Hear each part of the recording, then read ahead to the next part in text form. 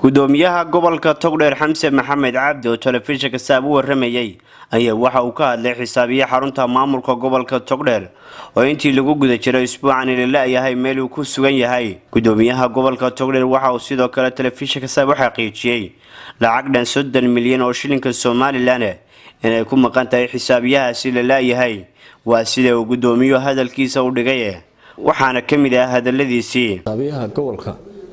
waxaan ugu dambeysay arbacadii oo uu soo qaaday mushaharkii 2 bilood mushaharkii shaqaalaha khamiistiina waa la waayay ilaa khamiistii ilaa maalinka maantaana wuu maqan yahay meel uu qabtayna waxa weyn hay'adaha amaankii booliiskii way baaritaan bay ku jiraan ilaa hadda meel uu qabtay oo aan oran halkaas uu qabtay oo maaragtaan ku sheegi karaa ma jirto waxaan ku sheegi karaa inuu kaas lacag ku dhow 30 milyan oo shaqaalihii mushaharkii shaqaalaha uu maaragtay la baxsaday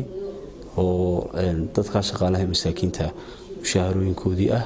marka waxa weeyaan anaga wax naga go'an sidii maaragtay hantida ummadda ee uu dhacay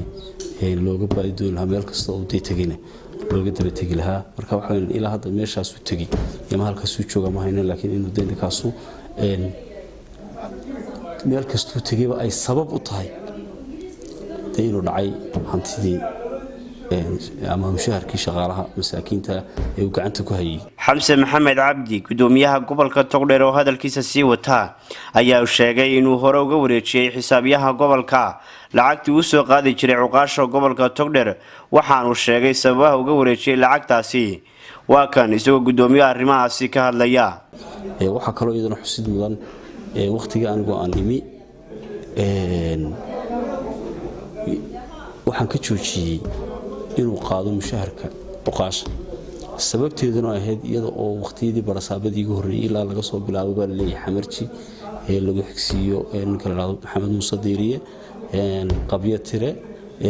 ramaax mar walba in lacag dhowr iyo 30 milyan ama dhowr iyo 20 milyan gaaraysa oo mushaharkii cuqaasha inay ku baxday tirada 4 jeer wala xaqiijiyay sidaa daraadeed si aanay taas u dhicin anigu markii aan imi xafiiska waxaan ka wareejiyay inuu soo qaado mushaharkii shaqaalaha mushaharkii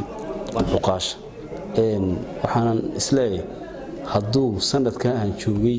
gacanta ku sii hayn lahaa mushaharkii shaqaalaha maanta in hantida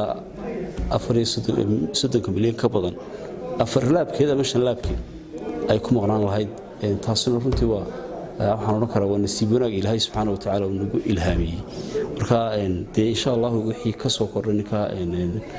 warkiisa la soo qabtay hadii meel kale baxsaday waa la iska heli doonaa mushaharka shaqaalaha qaabkeeba xustayla laga daba tagi doono hadii xuduudda ka gudbay damcan waqtigan san laga daba tago mushaharkii shaqaalaha qaabkeeba xalisay waa taas waa la iska xalilay dib malaha wala xalli qaab kastaan xalilay waan xalili doonaa isagana horta meelaha lagu sheego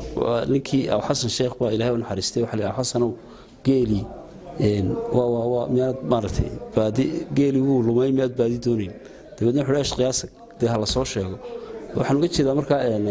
anagu ilaa inta aan maartay aan ka quusanayno waan raadinayna marka meel lagu sheegana markaas aan ka hadli doonaa wixii kale hadii Ilaahay ka dhigo. xisaabiyaha xarunta maamulka gobolka Togdheer Mustafa Macalin Xuseen ayaa ilaa hadda la isweydiinaya halka uu ku sugan yahay. Shaakir Cabdi Axmed Saab TV Burco.